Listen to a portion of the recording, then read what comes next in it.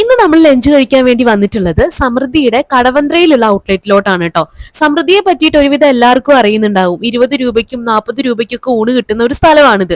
ഞങ്ങൾ ഇവിടെ എത്തിയത് 2 മണിയൊക്കെ ആവുമ്പോഴാണ്. എന്നാൽ പോലും ഭയങ്കര തിരക്കായിരുന്നു കേട്ടോ. ഇരിക്കാൻ പോലും സ്ഥലം ഉണ്ടായിരുന്നില്ല.